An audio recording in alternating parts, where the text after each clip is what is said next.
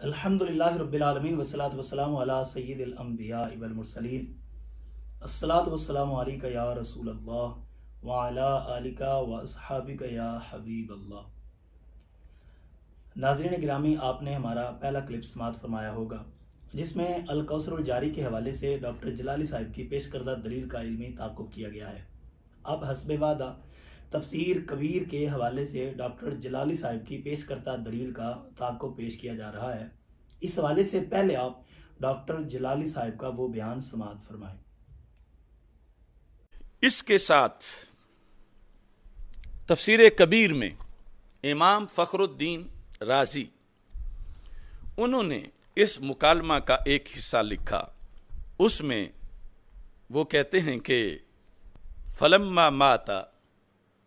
ادعت فاطمہ تو علیہ السلام، کہ جب رسول اکرم نور مجسم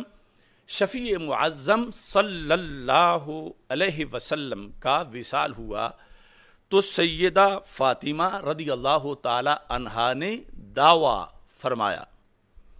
انہو کان ینحلوہا فدکا،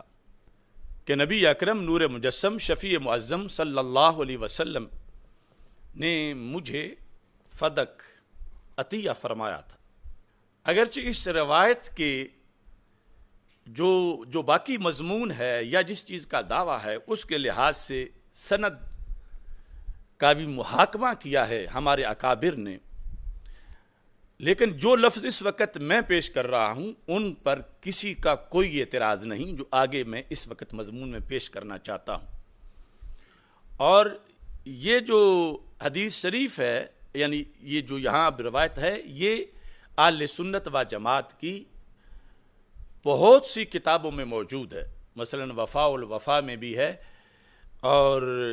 یہاں امام رازی نے اس کو لکھا، دیگر بہت سی کتابوں میں ہے، اور اس کا بھی جواب دیا گیا، یعنی تحفہ اثنا عشریہ جو ہے وہ اس کے اندر بھی، اور اس کے علاوہ جو یہاں بھی جواب کے لیے ذکر کیا امام رازی رحمۃ اللہ علیہ نے، اور دیگر بھی بہت سی کتابوں میں اس کا جواب ذکر کیا گیا، اور اس کا جواب حضرت سیدنا پیر مہر علی شاہ صاحب رحمۃ اللہ علیہ نے تصفیہ میں بھی دیا اس معاملے کا، اور یہ کہ یہ اگر عطیہ کا دعویٰ ہو تو پھر وراثت کے ساتھ تو اس کا ویسے ہی ٹکراؤ لازم آتا ہے۔ بہرحال وہ ساری باتیں ایک علیحدہ تفصیلی موضوع ہے جو ہم نے اپنے سیمینار میں بھی اس کو بیان کیا تھا۔ یہاں فقال ابو بکر رضی اللہ تعالی عنہ، اس مکالمہ کے وقت انت اعز الناس علی فقرا واحبهم الی غنا،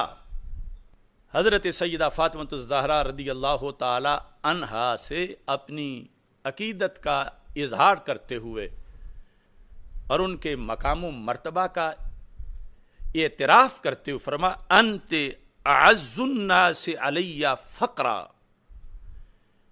کہ پوری کائنات میں اے فاطمہ الزہرا رضی اللہ تعالی عنہا آپ کا مالی طور پر معاذ اللہ نادار ہونا، فقر آ جانا، یہ جتنا مجھ پہ گراں ہے اتنا اور کسی کا فقیر ہو جانا گراں نہیں ہے۔ یعنی باقی لوگوں کے پاس اگر کوئی مالی کمی آئے تو مجھے کوئی وہ مسئلہ نہیں جو آپ کے لحاظ سے ہے، اور وَأَحَبُّهُمْ إِلَيَّ غِنَا، مجھے کائنات میں اور کسی کے غنی ہونے پر وہ خوشی نہیں جو آپ کے غنی ہونے پر خوشی ہے۔ یعنی آپ کو مالی طور پر زیادہ خوشحالی ہو، یہ میرے نزدیک میری ترجیحات میں سے ہے، سر فہرست ہے، لیکن اس کے باوجود میں یہاں سے کیوں نہیں دے رہا فدک سے، اس کی وجوہات کو بیان کرتے ہوئے آپ نے جو لفظ بولے وہ لفظ بڑے قابل غور ہے، اور جو لوگ اب 14 صدیوں کا اصول چھوڑ کے کہتے ہیں اس وقت کی کوئی دلیل پیش کرو، ان کے لحاظ سے بھی میں دلیل امام راضی کی روایت سے پیش کر رہا ہوں۔ ظاہر ہے کہ کتاب حضرت صدیق اکبر یا حضرت فاروق اعظم رضی اللہ تعالیٰ عنہ کی تو کوئی چھپی ہوئی ملتی نہیں، ان سے ہی آگے لکھا گیا۔ تو یہ لفظ جو ہے میں ترجمہ نہیں کروں گا ان کا، لیکن آسان بڑے ہیں، ترجمہ ہر کسی کو ویسے ہی آ جائے گا، کیونکہ میں جب ترجمہ کروں گا تو وہ پھر کاٹ کے اس کو ایک نئی گستاخی بنا کے پیش کریں گے۔ یہ کہہ کے انت اعز الناس الی فقرا واحبہم الی غنا، یہ کہہ کے حضرت صدیق اکبر رضی اللہ تعالیٰ عنہ نے فرمایا لیکنی لا اعرف صحت قولک، لیکنی لا اعرف صحت قولک، لیکنی لا اعرف صحت قولک۔ تو مخالف فریق میں جتنے حضرات ہیں میں انہیں کہوں گا کہ ذرا عوام کو یہ ترجمہ کر کے بتا دیں کہ حضرت صدیق اکبر رضی اللہ تعالی عنہ حضرت فاطمہ رضی اللہ تعالی عنہا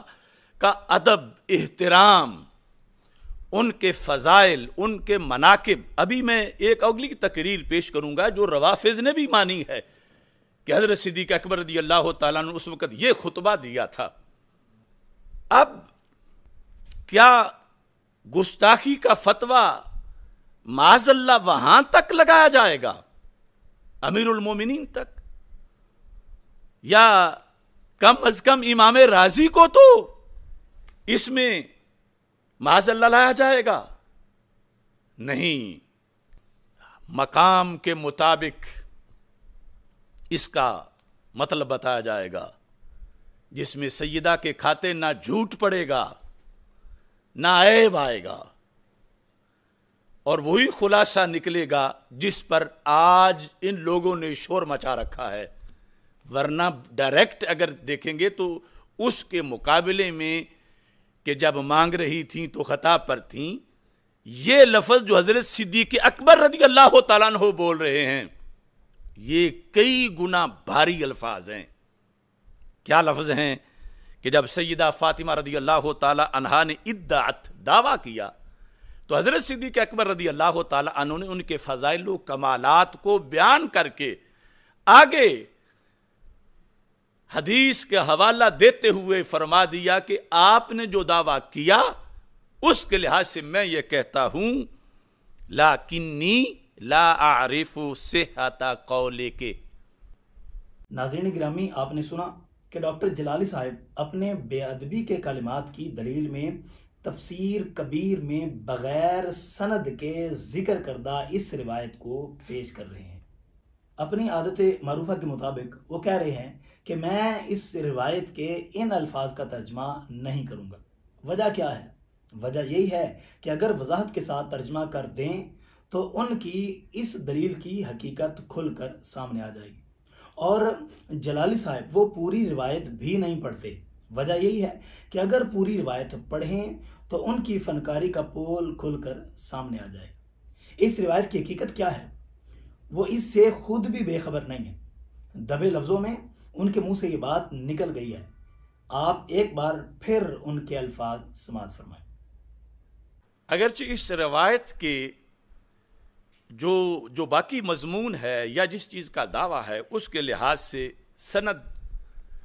کا بھی محاکمہ کیا ہے ہمارے اکابر نے، لیکن جو لفظ اس وقت میں پیش کر رہا ہوں ان پر کسی کا کوئی اعتراض نہیں جو آگے میں اس وقت مضمون میں پیش کرنا چاہتا ہوں۔ ناظرین، جلالی صاحب سے میرا سوال ہے کہ آپ کے پیش کردہ الفاظ لیکنی لا اعرف صحت قولک، اس کا تعلق تو باقی مضمون سے ہی ہے، اور باقی مضمون ہی ان الفاظ کی بنیاد بن رہا ہے۔ اگر اس مضمون پر اکابر کو اعتراض ہے تو یہ الفاظ کس طرح قابل قبول ہو سکتے ہیں؟ جلالی صاحب دعویٰ کر رہے ہیں کہ روایت کے باقی مضمون پر تو اکابر کا محاکمہ ہے، لیکن جو لفظ میں پیش کر رہا ہوں اس پر کسی کو اعتراض نہیں۔ جلالی صاحب کے اس دعوے پر دلیل کیا ہے؟ کیا اہل سنت کی کتب میں صحیح سند کے ساتھ لیکنی لا اعرف صحت قولک والے الفاظ وہ ثابت کر سکتے ہیں؟ اگر ثبوت ہے تو سامنے لاؤ۔ ہم تو بغیر ثبوت کے نہیں مان سکتے۔ ہاں، آپ کے پیروکار ضرور مانیں گے، کیونکہ آپ کی 2 سالہ محنت کے نتیجے سے شاید ان کو یہی سبق ملا ہے کہ باقی سب سے خطا ہو سکتی ہے مگر جلالی صاحب خطا سے پاک ہیں۔ ڈاکٹر جلالی صاحب کی دیدہ دلیری ملاحظہ فرمائیں۔ وہ کہہ رہے ہیں کہ میرے الفاظ جب مانگ رہی تھیں تو خطا پر تھیں سے وہ لفظ جو حضرت صدیق اکبر رضی اللہ تعالیٰ عنہ بول رہے ہیں وہ کئی گنا بھاری الفاظ ہیں۔ ناظرین گرامی، اگر کسی شخص میں ایمان ہوگا تو کیا ان جملوں کے بعد بھی وہ کہے گا کہ ڈاکٹر جلالی صاحب ادب کے پیکر ہیں؟ بلکہ وہ یہی کہے گا کہ جلالی صاحب اپنی ایک بے ادبی کو چھپانے کے لیے اس سے بھی بڑی بے ادبی کی جسارت کر رہے ہیں۔ ذرا ان کے الفاظ پر غور کریں۔ جلالی صاحب کہہ رہے ہیں کہ حضرت سیدہ فاطمہ الزہرا رضی اللہ تعالیٰ عنہ کے متعلق یہ کہنا کہ وہ خطا پر تھیں، یہ تو میں نے ہلکے الفاظ استعمال کیے ہیں۔ الیاذ باللہ، سیدنا صدیق اکبر رضی اللہ تعالیٰ عنہ نے اس سے کئی گنا بھاری الفاظ سیدہ کائنات رضی اللہ تعالیٰ عنہ کے متعلق استعمال کیے ہیں۔ ذرا انصاف سے بتائیے کہ اگر کوئی شخص یہ کہے کہ جلالی صاحب خطا پر ہیں اور دوسرا شخص کہے نہیں یہ تو ہلکے الفاظ ہیں، جلالی صاحب تو اس سے کئی گنا بھاری الفاظ کے مستحق ہیں، کیا جلالی صاحب کے پیروکار جلالی صاحب کے لیے خطا سے کئی گنا بھاری الفاظ برداشت کر سکتے ہیں؟ جلالی صاحب خود ہی بتائیں کہ خطا سے بھاری الفاظ کیا ہیں۔ جو لوگ کہتے ہیں کہ جلالی صاحب نے تو رجوع کر لیا ہے، ان سے بھی میرا سوال ہے کہ جلالی صاحب رجوع نہیں کر رہے بلکہ وہ تو الیاذ باللہ خطا سے بھی کئی گنا بھاری الفاظ ثابت کرنے کی ناکام کوشش کرنے میں لگے ہوئے ہیں۔ ناظرین گرامی، میرا جلالی صاحب کو چیلنج ہے کہ انہوں نے یہ دعویٰ کیا ہے کہ لا عارف صحت قولکی والے الفاظ خطا والے الفاظ سے کئی گنا بھاری ہیں۔ میں کہتا ہوں وہ ثابت کریں کہ یہ الفاظ خطا والے الفاظ سے کئی گنا بھاری ہیں۔ وہ قیامت تک ہرگز ثابت نہیں کر سکتے کہ یہ الفاظ ان بے ادبی والے جیسے بھی ہیں۔ اگر یہ ثابت بھی ہو کہ حضرت سیدنا صدیق اکبر رضی اللہ تعالیٰ عنہ نے یہ الفاظ استعمال کیے ہیں، پھر بھی دنیا کی کسی لغت سے یہ ثابت نہیں کیا جا سکتا کہ ان الفاظ سے یہ لازم آتا ہو کہ سیدہ کائنات رضی اللہ تعالیٰ عنہ خطا پر تھیں، یا ان الفاظ سے یہ لازم آتا ہو کہ ان کا قول صحیح نہیں تھا۔ روایت کو اگر درست بھی مان لیا جائے تو اس کے الفاظ یہ ہیں: فلما ماتا ادعت فاطمہ علیہ السلام انہو کانا ینحلھا فدکن۔ جب رسول اللہ صلی اللہ علیہ وسلم کا وصال مبارک ہوا تو حضرت سیدہ فاطمہ الزہرا رضی اللہ تعالیٰ عنہ نے دعویٰ فرمایا کہ نبی کریم صلی اللہ علیہ وسلم نے مجھے فدک عطا فرما دیا تھا۔ فقال ابو بکر انت اعز الناس علی فقرا واحبہم الی غنى۔ حضرت ابو بکر صدیق رضی اللہ تعالیٰ عنہ آپ نے فرمایا، اے شہزادی، مجھے تمام لوگوں کے فقیر ہونے کی بنسبت آپ کا فقر زیادہ گراں ہے، اور مجھے تمام لوگوں کے مالدار ہونے کی بنسبت آپ کا غنی ہونا زیادہ محبوب ہے۔ اس کے بعد فرمایا، لیکنی لا عارف صحت قولکی ولا یجوز ان احکم بذالک۔ اس کا ترجمہ جلالی صاحب نہیں کر رہے، تو وہ ترجمہ یہ ہے کہ سیدنا صدیق اکبر رضی اللہ تعالیٰ عنہ نے فرمایا، لیکن اے شہزادی، میں آپ کے قول کی صحت کو نہیں پہچانتا اور یہ جائز نہیں کہ میں اس کے مطابق فیصلہ کر دوں۔ اب ایک عام آدمی بھی غور کرے، اس روایت کے درست ہونے کی صورت میں اس کا حاصل یہ ہے کہ سیدہ کائنات رضی اللہ تعالیٰ عنہ نے حضرت ابو بکر صدیق رضی اللہ تعالیٰ عنہ کی عدالت میں اپنا دعویٰ پیش کیا، اور عدالت میں کوئی بھی دعویٰ بغیر گواہ کے قبول نہیں کیا جاتا۔ حضرت سیدنا صدیق اکبر رضی اللہ تعالیٰ عنہ نے اس اصول کے مطابق فرمایا، اے شہزادی، آپ نے دعویٰ فرمایا، لیکن اس قول اور اس دعویٰ کا صحیح ہونا گواہوں کے بغیر میں نہیں پہچان سکتا۔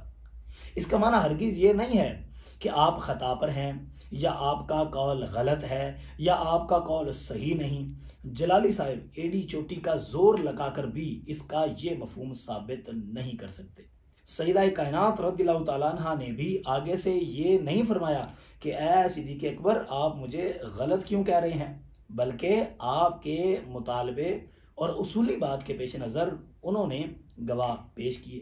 آگے روایت کے الفاظ سنیے جو جلالی صاحب نے پیش نہیں کیے، ورنہ ان کی فنکاری کا پول کھل جاتا۔ فشاہد لہا ام ایمن و مولا للرسول علیہ السلام، حضرت سیدہ کائنات رضی اللہ تعالیٰ عنہ نے ام ایمن اور رسول اللہ صلی اللہ علیہ وسلم کے ایک آزاد کردہ غلام کو پیش کیا اور انہوں نے آپ کے حق میں گواہی دی۔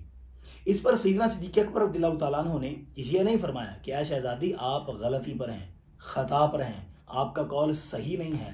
بلکہ اس کے بعد روایت کے الفاظ یہ ہیں فَطَلَبَ مِنْهَا ابو بکر الشاہد الذی یجوز قبول شہادتہ فی الشرع فلم یکن۔ تو حضرت ابو بکر صدیق رضی اللہ تعالیٰ عنہ نے سیدہ کائنات رضی اللہ تعالیٰ عنہ سے ایسا گواہ طلب کیا جس کی گواہی قبول کرنا جائز ہو، تو ایسا گواہ نہیں تھا۔ جلالی صاحب اب بتائیے کہ آپ کی پیش کردہ روایت کو اگر درست مانیں، اس میں کہاں لکھا ہے کہ سیدنا ابو بکر صدیق رضی اللہ تعالیٰ عنہ نے فرمایا کہ سیدہ کائنات رضی اللہ تعالیٰ عنہ خطا پر تھی یا ان کا قول صحیح نہیں تھا؟ اس میں تو صرف اتنا ہے کہ بغیر شرعی گواہی بحیثیت حاکم میں آپ کے قول کی صحت کیسے پہچانوں؟ شرعاً کم از کم 2 مرد یا 1 مرد اور 2 عورت کی گواہی ضروری ہے۔ نصاب شہادت پورا نہ ہونے کی صورت میں حاکم وقت کے لیے فیصلہ کرنا کس طرح جائز ہو سکتا ہے؟ جلالی صاحب نے اپنے اس بیان میں تحفہ اثنا عشریہ کا بھی ذکر کیا کہ تحفہ اثنا عشریہ میں بھی اس کا جواب ذکر کیا گیا ہے۔ تحفہ اثنا عشریہ میں اس روایت کے متعلق کیا ذکر کیا گیا ہے؟ جلالی صاحب نے وہ بھی بیان نہیں کیا، کیونکہ اس کے بیان سے بھی ان کا پردہ فاش ہوتا تھا۔ اور یہ بھی عرض کر دوں کہ تحفہ اثنا عشریہ کے مصنف کوئی عام شخصیت نہیں، بلکہ وہ 13ویں صدی کے مجدد ہیں، اور اس طرح کے مجدد نہیں جس طرح کے جلالی صاحب کے پیروکار صدی کے درمیان رونما ہونے والا مجدد ان کو قرار دیتے ہیں، بلکہ وہ دونوں صدیوں کے سنگم پر تشریف لانے والے اپنے وقت کے عظیم مجدد ہیں۔ تحفہ اثنا عشریہ میں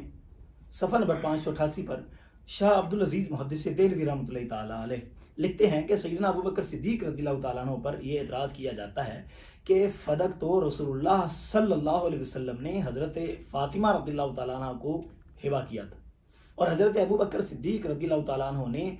حضرت فاطمہ رضی اللہ تعالیٰ عنہ کا دعویٰ قبول نہیں کیا اور ان سے گواہ طلب کیے۔ جب حضرت علی کرم اللہ وجہہ حضرت ام ایمن کی گواہی پیش کی تو ان کی گواہی رد کر دی کہ 1 مرد اور 1 عورت کی گواہی کافی نہیں۔ حضرت فاطمہ رضی اللہ تعالیٰ عنہ غضبناک ہوئیں اور کلام ترک کر دیا۔ شاہ عبدالعزیز محدث دہلوی رحمۃ اللہ تعالیٰ علیہ لکھتے ہیں جواب از این تان آنکے دعوی ہبا از حضرت زہرا رضی اللہ تعالیٰ عنہ و شہادت دادن حضرت علی رضی اللہ تعالیٰ عنہ و ام ایمن یا حسنین رضی اللہ تعالیٰ عنہ علی اختلاف الروایات در کتب اہل سنت اصلا موجود نیست، محض از مفتریات شیعہ است، در مقام الزام اہل سنت آوردن و جواب آن طلبیدن کمال صفاحت است، بلکہ در کتب اہل سنت خلاف عام موجود است۔ اس کا ترجمہ سماعت فرمائیں۔ اس اعتراض کا جواب یہ ہے کہ حضرت فاطمہ رضی اللہ تعالیٰ عنہ کی طرف سے ہبہ کا دعویٰ اور حضرت علی اور ام ایمن رضی اللہ تعالیٰ عنہما یا حسنین کریمین رضی اللہ تعالیٰ عنہما کا گواہی دینا باخلاف روایات اہل سنت کی کتابوں میں بالکل موجود نہیں ہے، یہ صرف شیعوں کا افتراء ہے۔ اہل سنت کے الزام کے مقام پر اس کو پیش کرنا کامل بیوقوفی ہے، بلکہ اہل سنت کی کتابوں میں اس کا خلاف موجود ہے۔ ڈاکٹر جلالی صاحب حضرت شاہ عبدالعزیز محدث دہلوی رحمۃ اللہ تعالیٰ علیہ تو اس روایت کو شیعوں کا افتراء قرار دے رہے ہیں۔ اب بتائیے ایسی روایت کو آپ اپنی بے ادبی کی دلیل بنا رہے ہیں، حالانکہ روایت کو درست بھی مان لیں پھر بھی اس روایت میں آپ والی بے ادبی کے الفاظ کا دور تک بھی ذکر نہیں۔ ترجمہ نہ کر کے یا روایت کا بعض حصہ چھپا کر آپ عوام کو فریب دے سکتے ہیں، مگر اہل علم تو حقیقت کو جانتے ہیں۔ حضرت شاہ عبدالعزیز محدث دہلوی رحمۃ اللہ تعالیٰ علیہ اس کے بعد لکھتے ہیں کہ اگر شیعوں کے بقول اس روایت کو درست بھی مان لیا جائے تو شیعہ اور اہل سنت کے درمیان متفق علیہ مسئلہ ہے کہ ہبہ کی ہوئی چیز موہوب لہو شخص کے ملک میں اس وقت تک نہیں جاتی جب تک کہ وہ قبضہ نہ کر لے، اور یہاں تو رسول اللہ صلی اللہ علیہ وسلم کی زندگی میں سیدہ فاطمہ رضی اللہ تعالیٰ عنہ کا قبضہ نہیں تھا، لہٰذا باغ فدق آپ کی ملک نہ ہوا۔ اس کے بعد آپ نتیجہ کے طور پر فرماتے ہیں، پس ابو بکر رضی اللہ تعالیٰ عنہ فاطمہ رضی اللہ تعالیٰ عنہ را در دعوی ہبہ تکذیب نہ کرد بلکہ تصدیق نمود، لیکن مسئلہ فقہیہ را بیان کرد کہ مجرد ہبہ موجب ملک نمی شود تا وقتی کے قبض متحقق نہ گرد۔ پس ابو بکر صدیق رضی اللہ تعالیٰ عنہ نے حضرت فاطمہ رضی اللہ تعالیٰ عنہ کی دعوی ہبہ میں تکذیب نہیں فرمائی بلکہ تصدیق فرمائی، لیکن فقہی مسئلہ بیان کیا کہ صرف ہبہ سے ملک ثابت نہیں ہوتی جب تک کہ قبضہ ثابت نہ ہو۔ جلالی صاحب اسے کہتے ہیں ادب و احترام، اور اسے کہتے ہیں رد روافظ، کہ شاہ عبدالعزیز محدث دہلوی رحمۃ اللہ تعالیٰ علیہ نے فرمایا کہ اگر رافضیوں کا منہ بند کرنے کے لیے اس روایت کو تسلیم بھی کر لیں تو بات واضح ہے کہ حضرت فاطمہ رضی اللہ تعالیٰ عنہ کا دعویٰ ہبہ کا تھا، قبضہ کا دعویٰ نہیں تھا، اور مسلمہ اصول کے مطابق قبضہ کے بغیر محض ہبہ سے ملک ثابت نہیں ہوتی، لہٰذا سیدنا صدیق اکبر رضی اللہ تعالیٰ عنہ نے سیدہ کائنات رضی اللہ تعالیٰ عنہ کی تکذیب نہیں فرمائی بلکہ تصدیق فرمائی، لیکن مسلمہ اصول شرع کے مطابق فدق عطا نہیں فرمایا۔ جلالی صاحب پر یہ لازم ہے کہ اس روایت کو سند صحیح کے ساتھ ثابت کریں اور صاف ترجمہ کر کے بتائیں کہ اس روایت میں یہ کہاں لکھا ہے کہ آپ خطا پر تھیں یا آپ کا قول صحیح نہیں ہے، اور یہ ثابت کریں کہ کسی قول کی صحت کو نہ پہچاننا اور اس پر گواہ طلب کرنا، اس کا معنی یہ ہوتا ہے کہ وہ قول صحیح نہیں ہے۔ اس کو دلائل سے ثابت کریں اور یہ ثابت کریں کہ لا عارف و صحت قولی کی یہ عبارت جلالی صاحب کی بے ادبی والی عبارت سے کس طرح کئی گنا بھاری ہے، اور یہ بتائیں کہ جس روایت کو اکابر شیعہ کا افتراء قرار دیں اس کو اپنی بے ادبی کی دلیل بنایا جا سکتا ہے، اور یہ بھی بتائیں کہ کتب تفاسیر میں ائمہ تفاسیر متعدد اقوال اور روایات ذکر کر دیتے ہیں، کیا بغیر تحقیق کے ہر قول کو اور ہر روایت کو دلیل بنایا جا سکتا ہے؟ جلالی صاحب سے یہ کہنا کہ اپنی دلیل سے رجوع کر لو، اس کا تو کوئی فائدہ ہی نہیں ہے۔ ہاں، اللہ تعالیٰ کی بارگاہ میں دعا ہے کہ اللہ تعالیٰ حق بات کی طرف رجوع کرنے کی توفیق عطا فرمائے۔ وما علینا الا البلاغ۔